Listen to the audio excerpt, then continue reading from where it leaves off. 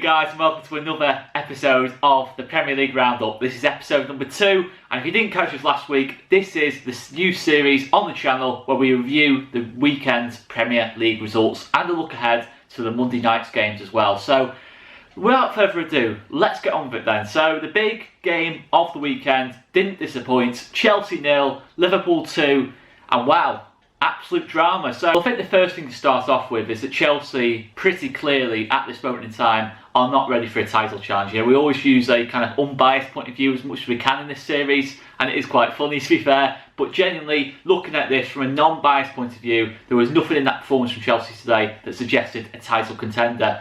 Yes, they went down to 10 men. Andreas Christensen, shocking decision to take Mane out. He probably should have just let Mane score, to be honest, and that might be controversial, but against 10 men, against Liverpool, even at 0-0, you've got absolutely no chance. You're facing 45 minutes against against a really, really strong team, the best team in Europe, and the last team in the world you want to be playing with 10 men. You look at the overloads out wide, it's just too much space for Liverpool to move them around, and it was just so easy for Liverpool after that. But even before that point, I thought Liverpool were in full control of the match. I think Jordan Henderson was absolutely outstanding in that first half. He was almost Pirlo-esque in that first half. He was just spraying the ball about. His pass selection, his pass execution was absolutely spot on in that number 6 role. Fabinho went to centre back. He was absolutely rock solid. He did a fantastic job on Timo Werner, and he's a strong case for him being a world-class player. He can play anywhere, in a defensive position. And yeah, it was a really professional performance from Liverpool. I think the first half, yes, didn't create really any proper clear-cut chances, but they were moving Chelsea around all over the pitch. Good control of the game. Chelsea had to make a lot of last-ditch tackles, last-ditch blocks. But in the end, the pressure told. The pressure told pretty easily. Liverpool scored 2 quick-fire goals in that second half. It was the introduction of Thiago, who broke a Premier League record in his first 45 minutes as a Liverpool player. He completed 75 passes in 45 minutes, which is a Premier League record in terms of passes completed in a 45-minute slot as such, on the picture. It was a record anyway, and Thiago, what a player he is, what a sign that is from Liverpool. He took control.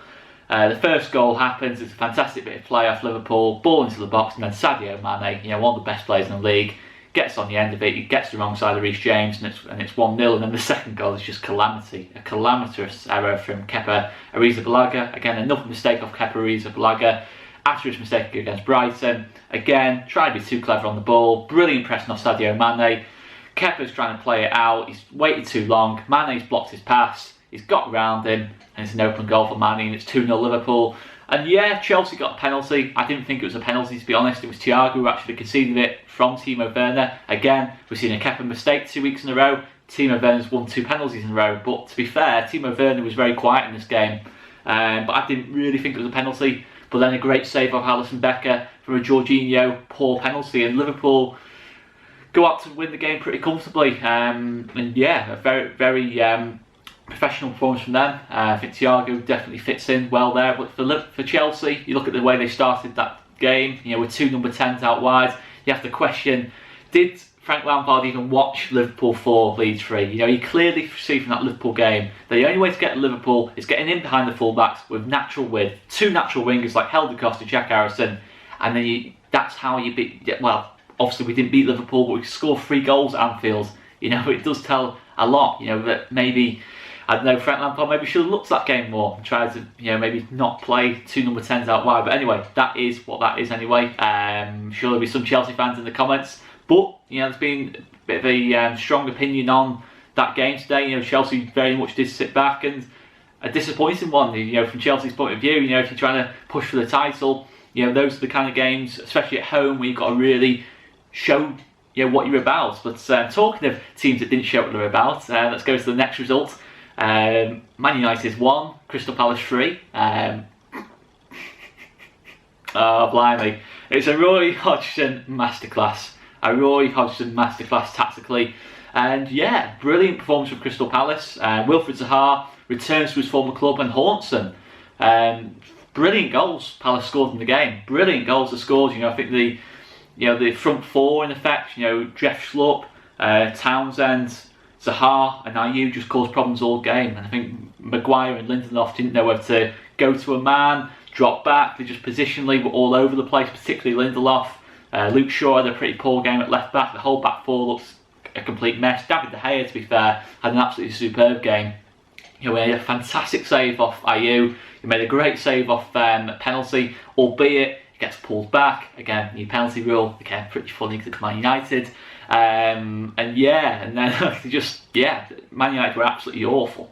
Absolutely awful. I'm not going to swear on this one, but I could easily swear with how bad they were, and it was just so funny. Mason Greenwood misses an easy chance.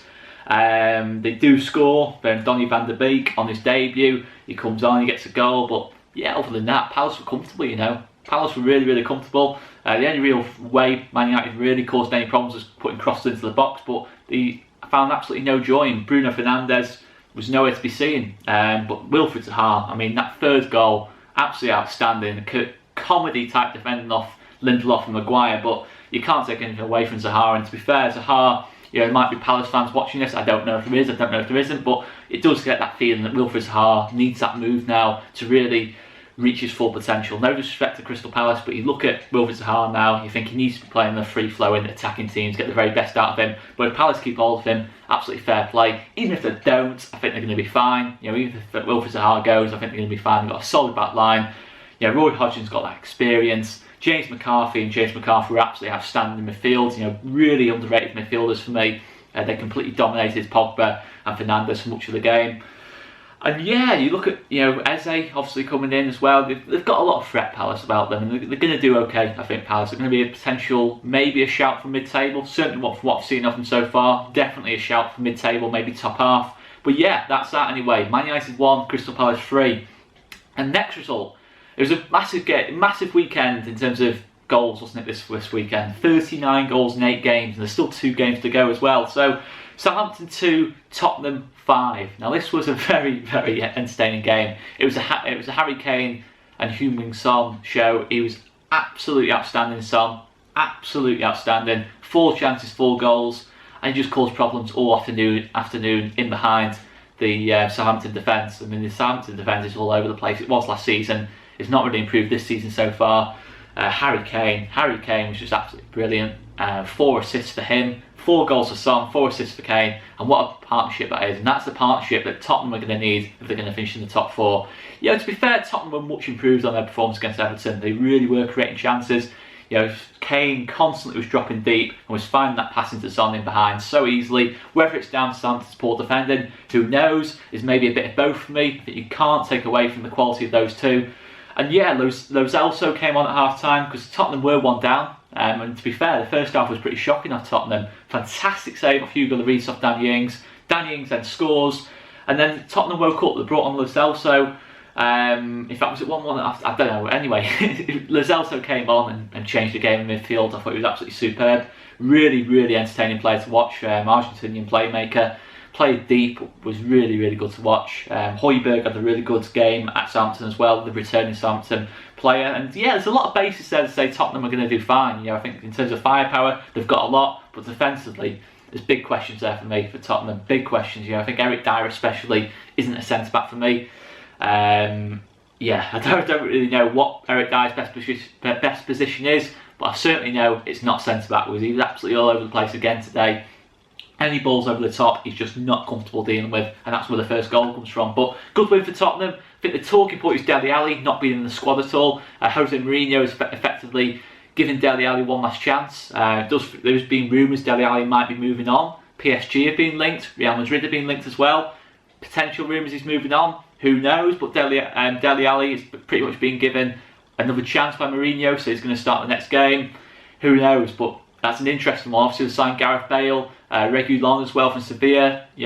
Good business, especially Reguilon. I think obviously Gareth Bale's the one that catches the headlines, but I think Reguilon from left back gives a lot of dynamism on that left hand side for me. With Son, I think he should link up really well with him. So interesting Tottenham. I think they're going to be an entertaining watch, which is not something we often associate with Mourinho teams. And they're very open. Again, not something we often associate with Mourinho teams, but I've seen enough there to say they probably will have a decent season. I think they will probably push for the top 4 and of course push for that trophy too, but I certainly don't see title challenges there so far. I think they need a lot more business to push for a title. And next result, another one in the top 4 race that was on Saturday night. Arsenal 2, West Ham 1. Now Arsenal were absolutely brilliant in the first game of the season, but in this game they probably got away with one, to be honest. I think West Ham probably did deserve something from the game at the very least. I think Jared Bowen was a massive threat in the game. Mikel Antonio again, another really strong game from him. And yeah, so Arsenal took the lead against the run of play. Aubameyang, Lacazette, again, fantastic link up between them. Aubameyang puts the ball into the box. Lacazette, quality header, and it's 1-0 Arsenal. But again, West Ham had some chances. They did equalise for half time. Great ball into the box off Fredericks. Antonio gets on the end of it. And yeah, Arsenal were cut open quite easily in that case. And they did have a big chance to even take the lead. And it was a fantastic save off Leno. Fantastic save off Leno. And yeah, Arsenal do go on to win the game. Eddie comes on. Eddie rescues the day. And yeah, Arsenal have got 6 points out of 6. And they made a good start in comparison to Chelsea and Man United, so it's all good. It's all good for me anyway. All good for everyone, I'm sure, that watches the channel too. But yeah, no, fair play Arsenal. Torreira looks like he's going to Atletico Madrid, which obviously probably means Thomas Partey is going to Arsenal as well, and that's a really impressive signing. I think Arsenal really are the team you look at outside of Liverpool and Man City. They are the team that are closest to getting to Arsenal. Liverpool and Man City at the moment, but yeah, not a very encouraging performance in terms of on the day. But I think West Ham, you have to give them credit. I felt they played well too, deserved something from the game. But I think their big test for Arsenal is next weekend at Liverpool. Big test, that one. And I think that really does see from that game how much progress they have made under Mikel Arteta. But I think Arteta's done a great job there, to be fair. Everton 5, West Brom 2. Now this is another massively underrated front three. We've seen some fantastic forward players in this league now. I think there's so many goals. As I said before, 39 goals in 8 games this weekend. It's only going to be like that for the rest of the season. And it's all good for the Premier League brand. It's all good for the Premier League itself. I think it really is reinforcing itself now as the #1 league well, I'd like to say #1 league in England. Obviously it is. #1 league in Europe. You're seeing Gareth Bale move here, Reguilon, Thiago, so many big signings happening in this league at the moment. And yeah, obviously Arsenal, Everton 5, West Brom 2. I'm making so many mistakes on this, guys. I do apologise. This is the first take. So Richarlison, James, and of course the main man, Dominic Calvert-Lewin, absolutely outstanding in this game. And to be fair, Everton didn't start too well. Pereira, Diangana linked up really well for West Brom. Both scored long ranges, and that was really the only real West Brom threat I've seen from these first 2 games. I think obviously Pereira, Diangana was so good in the Championship. It's no surprise to see him doing well in the Premier League as well. They're well suited to Premier League football. And yeah, that's going to be the West Brom's only real hope this season. I think defensively, they don't look good at all, particularly on set pieces. They left Dominic Calvert-Lewin with so much space. Richarlison has so much space. I can't understand it when you've got Ajayi and Bartley, 2 really strong headers of the ball. And yeah, it was really easy for Everton in the end. Obviously, they went down to 10 men. West Brom, Kieran Gibbs, a really daft red card. But yeah, we saw James Rodriguez score for one from distance, a Calvert-Lewin hat-trick. Richarlison caused him problems all day long. And yeah, I think Rodriguez, Alan and Doucouré, as I said last week, have made a real difference to that Everton team. They look really, really good at the minute, Everton, to be fair. They've got control in midfield. Question marks defensively, no question about it. Which is probably what's ultimately going to make it difficult for him to really push on this season, kind of for a top 4 kind of European place. Maybe top 6, but I'm not seeing anything more than that just yet. But I think James, fantastic signing, and I think they're going to be a test for anyone this season, Everton. Second to last result to go through, Leicester 4, Burnley 2. Now everyone had written off Leicester. Everyone had written off Leicester after the way last season finished, but I never saw a poor team there towards the end of the season. Yeah, they didn't finish the season well in terms of results, but the big part of that was losing Ricardo Pereira and Maddison to injuries. Again, both were still out. I think Maddison's back actually, but he was on the bench in this game. They're still trying to work him back into full fitness. But yeah, Castagne, who's come in, has made a big impact so far. He's got a couple of assists, and this was a really good performance from Leicester. Really, really good to watch. They always have been good to watch. I think under Brendan Rodgers especially, they're going to be entertaining. They're going to be one of the great entertaining teams this season. Harvey Barnes, looking a top player, gets himself a goal. Prayet, I thought was really stood out in this game too. Jamie Vardy didn't actually score, but was making himself a pain throughout the game, because that's what Jamie Vardy does. It's what he's brilliant at doing, linking up play, making runs in behind, and just making himself a pain throughout the game to deal with. And yeah, Leicester won it, pretty convincingly. Chris Wood got himself a good goal, and to be fair, it was that Taylor Wood link up again. Charlie Taylor puts the ball into the box, Wood takes it down, good finish, but Leicester came back into it pretty easily. There was a slight scare for Leicester when Dwight McNeil free kick came in, and I can't remember the debutant scored. I can't remember Dunn I think it was, who scored in his debut as well, and that did make it a bit of a nervy last kind of 10 minutes or so. But Leicester saw it out. They got another goal. James Justin again was probably at fault for both goals, but got himself a goal too. And yeah, an encouraging performance from Leicester. Of course, the big test for them this season is European football. Can they cope with playing European football and Premier League football and still be competing for the top 4? Who knows? But I'm looking at Leicester so far: 7 goals scored, 2 conceded, 6 points out of 6. Yes, you could say, if you want to be critical, say it's West Brom and Burnley. They're going to have bigger tests to come. Of course, that is the case, but there's still a massive goal threat about Leicester, and the absence Under as well. Right winger, probably what they needed. Probably the only thing they were properly lacking. Natural width out wide. And yeah, that's a good signing from Leicester, and they're going to be a real entertaining force this season again. So the last result to go through, and it's unbelievable that we're going through a result where there was 3 goals in the game last, because that shows how entertaining the weekend it has been of football.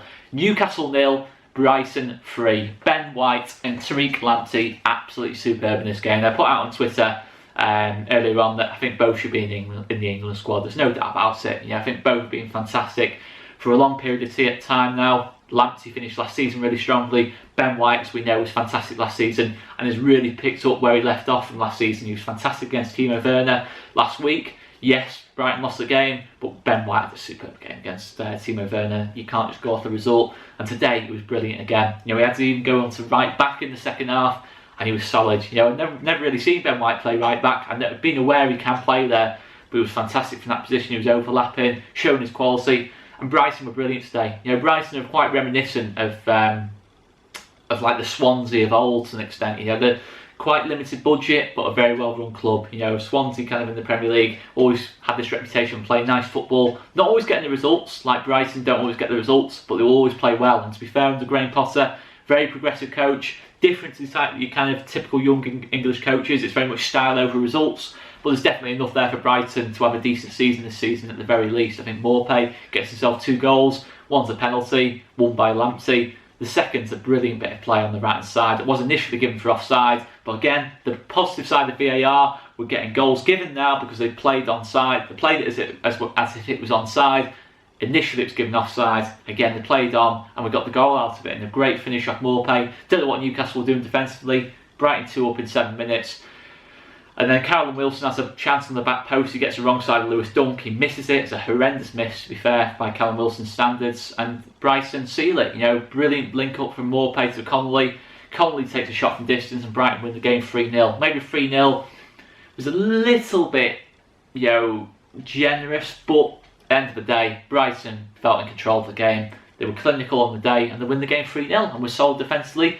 Thanks to Ben White, and fair play to him. Look, we could all be bitter about Ben White staying at Brighton, but fair play to him. I still always want to see Ben White do well, no matter what. And he's surely going to get his chance in the England squad. Because he started this season on fire again. And for me, I can make a strong case for him being the best English centre back around at the minute. Probably get a bit of hate in the comments, but that's very much my opinion on that. I do miss Ben White. I think we all miss Ben White. It's difficult watching him play for other teams, but fair play, quality player, as is Lamptey. But guys, that's my review anyway. Let's look at the games coming up as well. 2 big games coming up on Monday night as well. Make sure you check out Monday Night Football tomorrow night as well. Me and Joe Wayman will probably be doing a little bit of a commentary depending on what time we go live. Might do a little bit of a commentary on what's going on in the other results, but as well as the general Monday Night Football, following up from the show we've done as well. We've done obviously Monday Night Football. It's been a long running thing. You'll know all about Monday Night Football, guys, anyway. Rambling anyway. But let's look at the games coming up. The big one tomorrow night is Wolves-Man City. That is a massive game for Man City now. 6 points behind 6 points behind Liverpool. How many mistakes were made today? 6 points behind Liverpool. Obviously with 2 games now, but that's a big pressure now for City. They've got to go to Wolves and win. And that's not an easy place to go to and win. I tell you what, not many teams will win at Molineux this season. So tough game. Obviously a big battle in the middle of the park. Moutinho versus De Bruyne. And obviously City defensively, I think Traore could potentially cause problems for City's left back, whoever plays left back. And it'd be interesting to see City as a package, you know, if they have progressed from last season. You know, last season was a disappointing one for Pep. You know, I don't think he's denied that at all. Be interesting to see how City respond. You know what City are like on their day? They can absolutely brush aside any team. So I do have the feeling it'll be a City win in this one, but it won't be easy. It won't be easy, you know. It'll be a real test. One goal in at most for me, but I think City will probably just about see that one out. And then Aston Villa versus next weekend's opponents for us, Sheffield United. Be interesting to see what Sheffield United are about this season. Disappointing first result for them against Wolves. Villa's first game of the season in the league. Jack Grealish obviously signed a new deal, but this one I think will probably be a bit more tighter. I think Sheffield United will tighten it up. They'll probably man mark or double up on Jack Grealish, the main threat in the team. But yeah, it'll be a good test for Sheffield United. I do have the feeling it's going to be a really tight game. Goal at most in that one. I could even see it being a draw, to be fair. Traore's obviously signed for Villa. Whether he plays in this game, I don't know. Villa have made some good recruitment, to be fair. And it'll be an interesting one. I think it'll be very much attack versus defence. I think Sheffield United will be compact and will just try and hit Villa on the counter or in transitions. But I think it'll be a good game, that one. Be an interesting one. But yeah, 2 good games coming up. Make sure you check out Monday Night Football later on tonight. And yeah, check out all our content. Plenty of content coming out this week for the Sheffield United game coming up. And plenty of content all in all. But guys, give us some feedback on this show. Anything that can do better, please let me know. So guys, I'm going to leave it there anyway. I've been Oscar, and this has been the Premier League Roundup. See you later, guys.